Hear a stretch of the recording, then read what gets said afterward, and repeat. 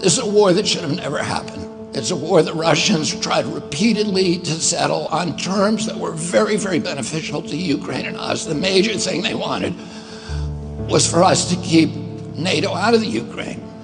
The big military contractors want to add new countries to NATO all the time. Why? Because then that country has to conform its military purchases to NATO weapon specifications, which means certain companies, Northrop Grumman, Raytheon, General Dynamics, Boeing, and Lockheed, get a trapped market. In March of 2022, we committed $113 billion. Just to give you an example, we could have built a home for almost every homeless person in this country. We then committed another $24 billion since then, 2 months ago, and now President Biden is asking for another $60 billion. But the big expenses are going to come after the war, when we have to rebuild all the things that we destroyed. Mitch McConnell was asked, can we really afford to spend $113 billion to Ukraine? He said, don't worry. It's not really going to Ukraine. It's going to American defense manufacturers. So he just admitted it's a money laundering scheme. And who do you think owns every one of those companies? BlackRock. So Tim Scott, during the Republican debate, said, don't worry, it's not a gift to Ukraine, it's a loan.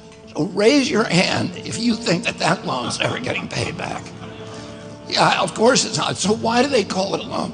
Because if they call it a loan, they can impose loan conditions. And what are the loan conditions that we impose on? Number one, an extreme austerity program, so that if you're poor in Ukraine, you're going to be poor forever.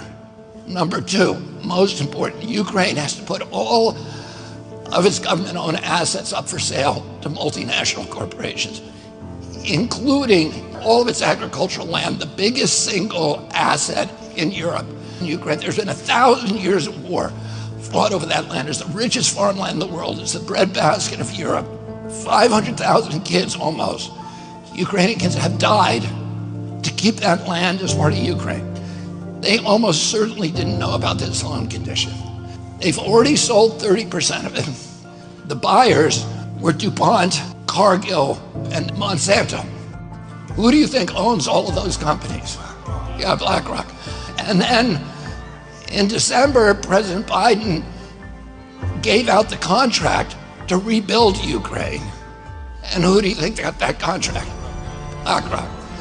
So they're doing this right in front of us. They don't even care that we know anymore, because they know that they can get away with it. And how do they know that? Because they have a strategy. And that strategy is an old strategy, which is they keep us at war with each other. They keep us hating on each other. They keep the Republicans and Democrats fighting each other, and black against white, and all these divisions that they sow.